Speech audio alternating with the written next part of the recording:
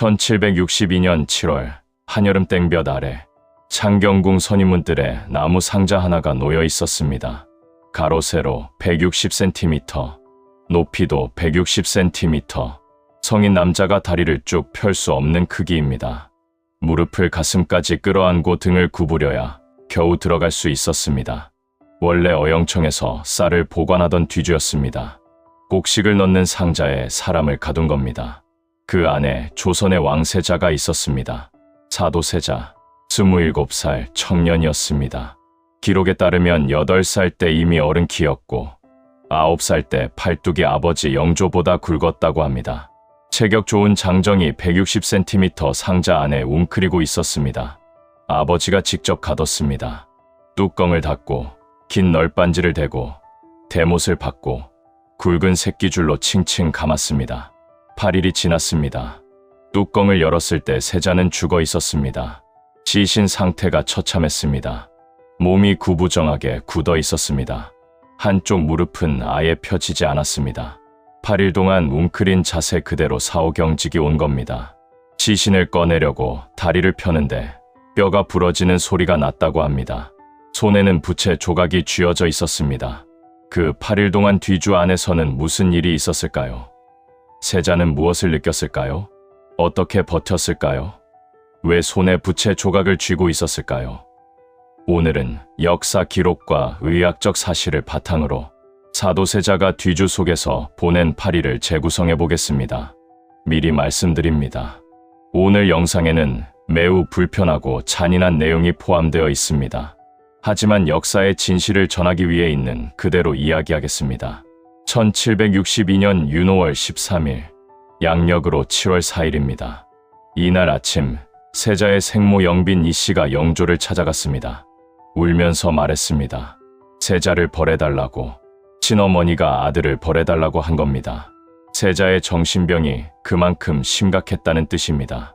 영조가 창경궁으로 갔습니다. 세자를 불렀습니다. 그리고 자결을 명령했습니다.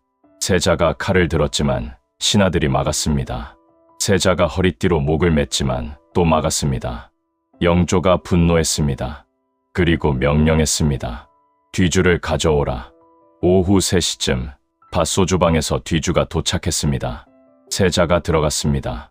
밤 7시에서 9시 사이 영조가 직접 뚜껑을 닫았습니다. 긴 널빤지를 대고 대못을 박았습니다. 굵은 새끼줄로 묶었습니다. 이렇게 8일이 시작됐습니다. 뚜껑이 닫히는 순간 세상이 사라졌습니다. 빛이 완전히 차단됐습니다. 눈을 떠도 아무것도 보이지 않았습니다. 손을 눈앞에 가져다 대도 보이지 않았습니다. 동굴보다 더 깊은 어둠이었습니다.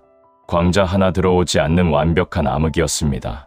인간은 시각에 의존하는 동물입니다. 우리 조상들은 낮에 활동하도록 진화했습니다.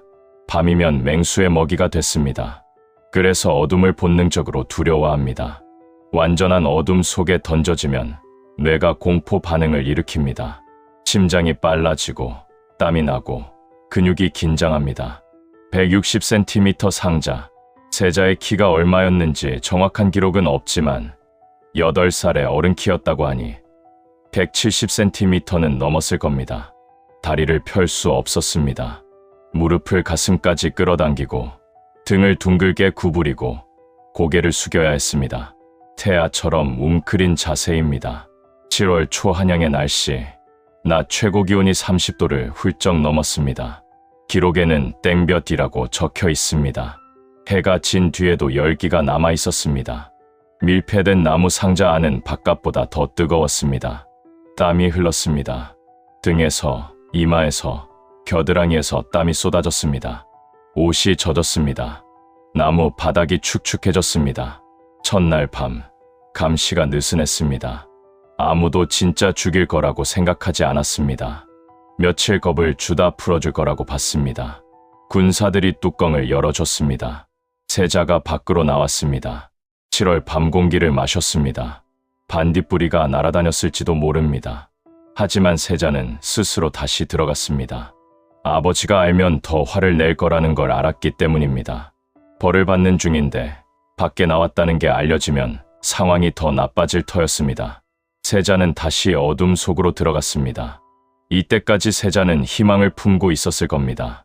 아버지가 화가 풀리면 꺼내줄 거라고, 며칠만 버티면 된다고, 친아들이 구해줄 거라고. 아직은 견딜만 했을 겁니다. 해가 떴습니다. 뒤주 안에는 빛이 들어오지 않았지만 열기는 들어왔습니다. 나무판 사이로 뜨거운 공기가 스며들었습니다. 밀폐된 상자 안의 온도가 올라갔습니다. 세자의 몸에서 땀이 쏟아지기 시작했습니다. 인간의 몸은 땀을 통해 체온을 조절합니다. 더우면 땀을 흘리고 땀이 증발하면서 열을 빼앗아 갑니다. 문제는 밀폐된 공간에서는 땀이 증발하지 않는다는 겁니다. 공기 중 습도가 포화 상태가 되면 땀이 피부에 그대로 맺혀 있습니다.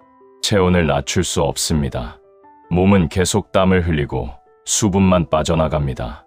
의학적으로 더운 환경에서 사람은 시간당 1.5리터 이상의 땀을 흘릴 수 있습니다. 극단적인 경우 4리터까지도 가능합니다. 하지만 인간의 장은 시간당 1리터 정도밖에 수분을 흡수하지 못합니다. 물을 마셔도 땀으로 잃는 양을 따라잡지 못합니다. 하물며 물이 없다면 체중의 2%만 수분을 잃어도 심각한 갈증이 시작됩니다. 70kg 성인 기준 1.4kg, 물로 치면 1.4리터입니다. 한여름 밀폐된 상자 안에서 몇 시간이면 도달할 수 있는 수치입니다. 갈증이 시작되면 몸이 반응합니다. 신장이 소변량을 줄입니다. 소변색이 진해집니다. 심장 박동이 빨라집니다. 혈액이 끈적해집니다. 세자의 입술이 말랐습니다. 혀가 뻣뻣해지기 시작했습니다. 머리가 지끈거렸습니다. 두통은 탈수의 초기 증상입니다. 뇌로 가는 혈류가 줄어들면서 생기는 현상입니다. 이날 궁녀들이 몰래 찾아왔습니다. 감시가 허술한 틈을 탔습니다. 제오탕을 가져왔습니다. 제오탕은 꿀, 매실, 초피, 사인을 섞어 만든 여름철 음료입니다. 더위를 식히고 갈증을 해소하는 데 썼습니다. 음식도 가져왔습니다. 부채도 줬습니다. 세자가 마시고 먹었습니다. 잠깐이나마 갈증이 가셨을 겁니다. 하지만 영조가 알았습니다. 누군가 고자질한 겁니다. 영조가 경로했습니다. 즉각 명령이 떨어졌습니다. 뒤줄을 새끼줄로 칭칭 묶어라. 위에 짚을 덮어라. 아무도 접근하지 못하게 하라. 이제 빛도, 물도, 공기도 완전히 차단됐습니다. 그리고 처형이 시작됐습니다. 음식을 가져다 준 사람들이 죽었습니다. 여승 가선이 처형됐습니다. 내시 박필수가 처형됐습니다. 평양 기생 5명이 처형됐습니다. 세자를 타락시켰다는 죄목이었습니다. 목이 잘리는 소리가 궁궐에 울렸습니다. 세자는 뒤주 안에서 그 소리를 들었을 겁니다. 3일째 아침, 뒤주는 새끼줄로 묶이고 짚으로 덮였습니다. 완전히 밀폐됐습니다.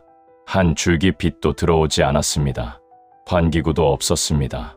밀폐된 공간에서 사람은 산소를 소비하고 이산화탄소를 내뱉습니다. 정상 공기의 산소 농도는 21%입니다. 이게 16% 아래로 떨어지면 두통, 어지러움, 판단력 저하가 옵니다. 12% 아래로 떨어지면 구토, 의식 혼미가 옵니다. 10% 아래로 떨어지면 의식을 잃고 곧 사망합니다. 160cm 상자의 부피는 약 4,000리터입니다. 성인 남성이 분당 6에 8리터의 공기를 호흡합니다. 완전히 밀폐됐다면 몇 시간 안에 산소가 고갈됐을 겁니다. 하지만 세자는 8일을 버텼습니다. 나무 틈새로 약간의 공기가 들어왔다는 뜻입니다. 죽지 않을 만큼만. 하지만 숨쉬기 편할 만큼은 아니었을 겁니다. 온도가 더 올라갔습니다. 짚이 열을 가뒀습니다. 기록에 따르면 포도대장 구선복이 일부러 더위를 가중시키려고 짚을 더 쌓았다고 합니다. 밀폐된 상자 안은 찜통이 됐습니다. 40도는 넘었을 겁니다. 어쩌면 50도에 육박했을지도 모릅니다. 세자의 몸이 한계에 다다르고 있었습니다. 체온이 올라갔습니다. 몸이 열을 발산하려고 땀을 더 흘렸습니다. 하지만 땀이 증발하지 않았습니다. 체온은 계속 올라갔습니다. 열사병의 시작입니다. 의학적으로 체온이 40도를 넘으면 위험합니다. 41도를 넘으면 생명이 위태롭습니다. 뇌의 단백질이 변성되기 시작합니다. 간세포가 죽기 시작합니다. 신장 기능이 떨어집니다. 42도를 넘으면 다발성 장기부전이 옵니다. 탈수도 심각해졌습니다. 체중의 4%를 잃으면 피부가 쭈글거리기 시작합니다. 탄력을 잃습니다. 눈이 움푹 들어갑니다. 혈압이 떨어집니다. 일어서면 기절할 정도가 됩니다. 세자는 일어설 공간도 없었지만 일어설 힘도 없었을 겁니다. 이날 영조가 세자를 폐서인한다고 선포했습니다. 세자 지위를 박탈한 겁니다. 이제 왕세자가 아니라 평민이 됐습니다. 뒤주가 문정전 앞뜰에서 선인문 안뜰로 옮겨졌습니다. 옮기는 동안 세자는 상자 안에서 이리저리 흔들렸을 겁니다. 선인문 앞에서 세자의 물건들이 불태워졌습니다. 세자가 가지고 있던 무기들, 놀이기구들이 화염에 휩싸였습니다. 영조가 이걸 보고 더 분노했다고 합니다. 서필보, 정중요 등 세자의 측근들이 또 처형됐습니다. 세자를 가까이 했다는 이유만으로 목이 달아났습니다. 4일째, 물 한 모금 없이 나흘째, 세자의 몸과 마음이 무너지고 있었습니다. 탈수가 극심해지면 뇌 기능에 이상이 옵니다. 집중력이 떨어집니다. 기억력이 흐려집니다. 시간 감각이 사라집니다. 지금이 낮인지 밤인지 며칠이 지났는지 알 수 없게 됩니다. 판단력이 흐려집니다. 단순한 생각도 어려워집니다. 그리고 환각이 시작됩니다. 이건 탈수 때문만이 아닙니다. 완전한 어둠 때문이기도 합니다. 1951년 캐나다 맥길 대학의 실험이 있었습니다. 연구자들이 대학원생들을 작은 방에 가두고 눈을 가리고 귀를 막았습니다. 감각을 차단한 겁니다. 6주간 실험할 예정이었습니다. 결과는 충격적이었습니다. 7일을 버틴 사람이 아무도 없었습니다. 며칠 만에 모든 피험자들이 환각을 경험했습니다. 처음에는 점이 보였습니다. 기하학적 무늬가 나타났습니다. 그러다 복잡한 이미지가 떠올랐습니다. 눈앞에 없는 것들이 보이기 시작했습니다. 한 피험자는 다람쥐 행렬을 봤습니다. 눈밭을 행진하는 다람쥐들이 설피를 신고 배낭을 메고 있었다고 합니다. 다른 피험자는 욕조를 봤습니다. 금속 헬멧을 쓴 노인이 욕조를 조종하고 있었다고 합니다. 또 다른 피험자는 자기 자신의 분신을 봤습니다. 누가 진짜인지 구분할 수 없었다고 합니다. 왜 이런 일이 생길까요? 뇌는 끊임없이 감각 정보를 받아들입니다. 그런데 감각이 차단되면 뇌가 스스로 이미지를 만들어냅니다. 기억 속의 이미지들, 시각 피질의 무작위 신호들을 조합해서 환각을 만들어내는 겁니다. MRI로 찍어보면 눈을 가린 상태에서도 시각 피질이 정상적으로 활성화됩니다. 뇌에게 환각은 현실만큼 생생합니다.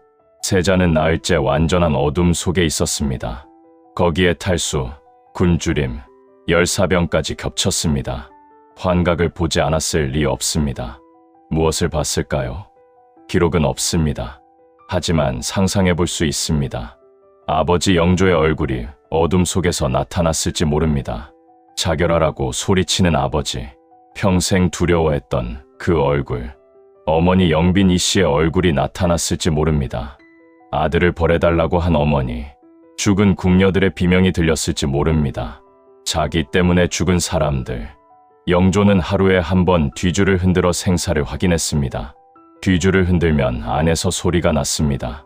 움직이는 소리, 신음소리, 아직 살아있다는 뜻이었습니다. 영조는 확인하고 돌아갔습니다. 5일째, 갈증이 미칠 지경이었을 겁니다. 의학적으로 물 없이 5일이면 사망 직전입니다. 체중의 10%를 잃으면 장기가 손상됩니다. 15%를 잃으면 죽습니다. 세자의 입술은 갈라지고 피가 났을 겁니다. 혀는 부어올라 입 안을 가득 채웠을 겁니다. 침을 삼키려 해도 침이 나오지 않았을 겁니다. 목구멍이 타들어가는 느낌이었을 겁니다. 물 한 모금, 그것만 있으면 그 생각뿐이었을 겁니다. 세자는 선택의 기로에 섰습니다. 이대로 죽을 것인가, 무엇이든 해볼 것인가. 기록에 따르면 세자는 부채를 쪼갰습니다. 이틀 전 궁녀들이 가져다 준 부채였습니다. 대나무 살과 종이로 만든 접는 부채. 세자는 부채를 반으로 쪼개 컵 모양을 만들었습니다. 그리고 자신의 오줌을 받았습니다. 그걸 마셨습니다. 자신의 오줌을 마신다는 건 어떤 느낌일까요? 오줌은 따뜻합니다. 체온과 비슷합니다. 짭니다. 염분이 들어있으니까요. 그리고 역겹습니다. 암모니아 냄새가 납니다. 구역질이 올라옵니다. 하지만 삼켜야 합니다. 살고 싶으니까요. 의학적으로 자신의 오줌을 마시는 건 좋은 선택이 아닙니다. 오줌에는 몸이 배출하려던 노폐물이 농축되어 있습니다. 요소, 크레아티닌, 염분, 특히 탈수 상태에서는 오줌이 더욱 진해집니다. 마시면 오히려 탈수가 악화됩니다. 바닷물을 마시는 것과 비슷합니다. 염분을 배출하기 위해 더 많은 수분을 소비해야 하니까요. 게다가 오줌에는 세균이 있습니다. 방광과 요도에 사는 세균들입니다. 건강한 상태에서는 위산이 죽입니다. 하지만 탈수, 고온, 영양실조로 면역력이 바닥난 상태에서는 감염의 위험이 있습니다. 장으로 들어간 세균이 혈류로 침투하면 폐혈증이 올 수 있습니다. 하지만 세자는 몰랐을 겁니다. 18세기에는 그런 의학 지식이 없었습니다. 세자는 그저 갈증을 조금이라도 달래보려 했을 겁니다. 살고 싶었을 겁니다. 아직 27살이었습니다. 아내가 있었습니다. 아들이 있었습니다. 죽고 싶지 않았을 겁니다. 6일째, 세자의 몸이 굳어가고 있었습니다. 160cm 상자 안에서 웅크린 자세로 엿새, 무릎을 끌어안은 채 엿새, 근육이 경직했습니다. 관절이 굳었습니다. 인간의 몸은 움직이도록 설계되어 있습니다. 같은 자세를 오래 유지하면 문제가 생깁니다. 근육이 수축합니다. 힘줄이 짧아집니다. 관절의 활액이 마릅니다. 연골이 손상됩니다. 하루만 꼼짝 않고 누워 있어도 근육이 약해집니다. 엿새 동안 웅크리고 있으면 세자는 자세를 바꾸고 싶었을 겁니다. 다리를 펴고 싶었을 겁니다. 등을 쭉 펴고 싶었을 겁니다. 하지만 공간이 없었습니다. 160cm, 어느 방향으로도 몸을 펼 수 없었습니다. 웅크린 채로 있을 수밖에 없었습니다. 근육 경련이 왔을 겁니다. 쥐가 났을 겁니다. 탈수와 전해질 불균형으로 인한 경련입니다. 나트륨과 칼륨이 부족하면 근육이 제대로 이완되지 않습니다. 갑자기 수축하고 풀리지 않습니다. 종아리에, 허벅지에, 등에 경련이 왔을 겁니다. 좁은 공간에서 몸을 움직일 수도 없이 경련을 견뎌야 했습니다. 의식이 흐려졌다. 깨어나기를 반복했을 겁니다. 깨어날 때마다 어둠뿐이었습니다. 덥고 목마르고 아팠습니다. 자신이 살아있는지 죽은 건지도 헷갈렸을 겁니다. 이게 현실인지 꿈인지도 구분이 안 됐을 겁니다. 포도대장 구선복과 군사 100명이 24시간 뒤주를 감시했습니다. 기록에 따르면 구선복은 뒤주 옆에서 음식을 먹고 술을 마시며 세자를 조롱했다고 합니다. 죽어가는 세자 옆에서 먹고 마시며 비웃은 겁니다. 세자는 그 소리를 들었을 겁니다. 음식 냄새를 맡았을 겁니다. 7일째, 세자는 거의 반응이 없었습니다. 의식이 있었는지도 불분명합니다. 탈수와 열사병이 극에 달했습니다. 장기들이 하나씩 멈춰가고 있었을 겁니다. 영조가 뒤주를 흔들었습니다. 평소처럼 생사를 확인하려고. 소리가 없었습니다. 더 세게 흔들었습니다. 그래도 소리가 없었습니다. 죽었나? 영조가 귀를 가까이 대봤습니다. 그때 희미한 소리가 들렸습니다. 세자의 목소리였습니다. 갈라지고 쉰 목소리였습니다. 거의 알아들을 수 없을 만큼 작았습니다. 흔들지 마라. 어지러워 못 견디겠다. 이것이 사도 세자가 남긴 마지막 말입니다.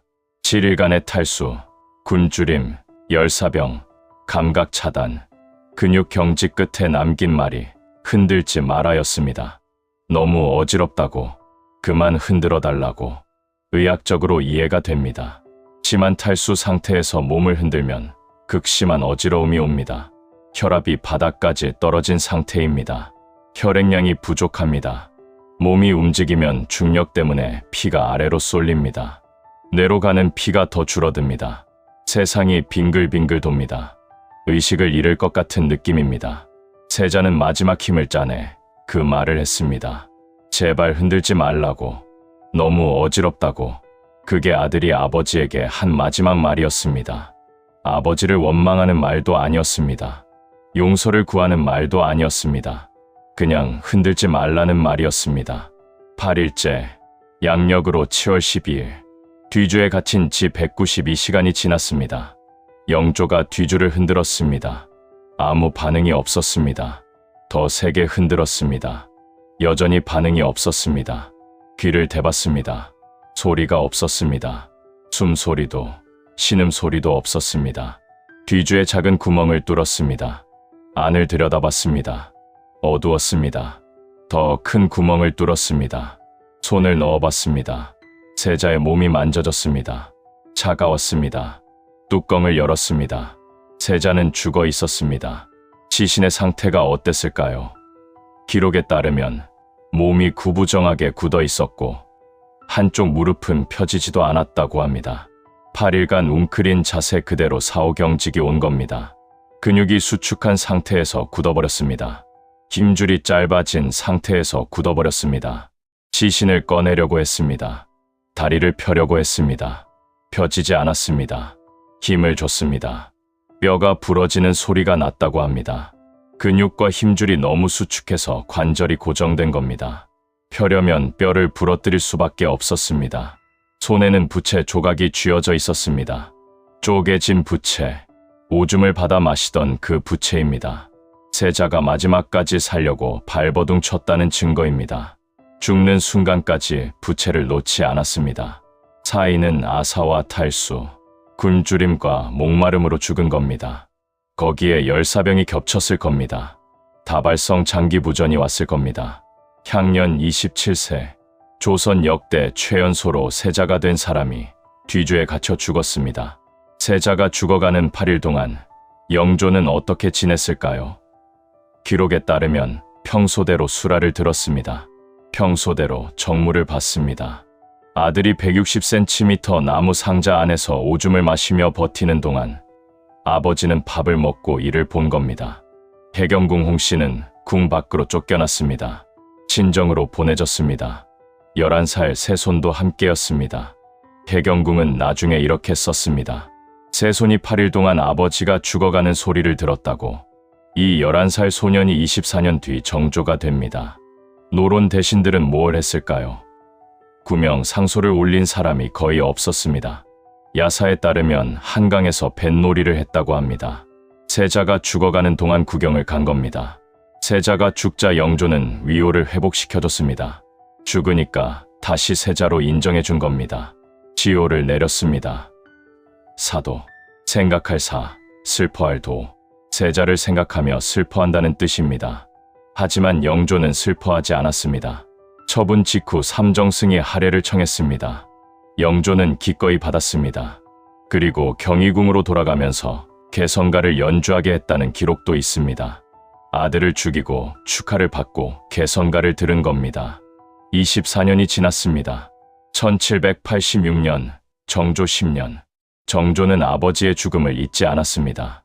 뒤주를 감시했던 포도대장 구선복, 뒤주 옆에서 음식을 먹으며 세자를 조롱했던 그 사람, 구선복이 영모죄로 체포됐습니다. 국문장에서 구선복이 말했습니다.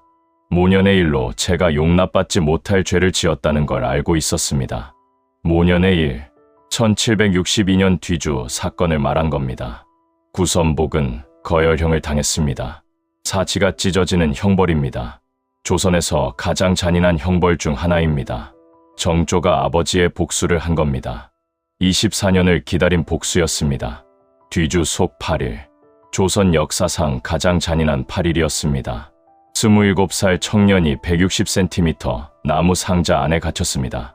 빛도 물도 공기도 없었습니다. 한여름 찜통 같은 더위 속에서 탈수와 굶주림에 시달렸습니다.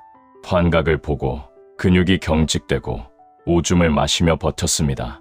8일 뒤 뚜껑이 열렸을 때 세자는 무릎도 펴지 못한 채 죽어 있었습니다. 손에는 오줌을 받아 마시던 부채 조각이 쥐어져 있었습니다. 마지막까지 살려고 발버둥 쳤다는 증거입니다.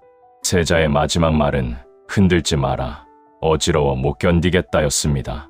아버지를 원망하는 말도 용서를 구하는 말도 아니었습니다. 그냥 너무 어지러우니 흔들지 말라는 말이었습니다. 아버지 영조는 그 8일 동안 밥을 먹고 정무를 받습니다. 아들이 죽자 축하를 받았습니다. 개성가를 연주하게 했습니다. 24년 뒤 아들 정조가 왕이 됩니다. 즉위 첫날 이렇게 선언했습니다. 나는 사도세자의 아들이다. 역사는 잊지 않았습니다. 오늘 영상이 도움이 되셨다면 구독과 좋아요 부탁드립니다. 감사합니다.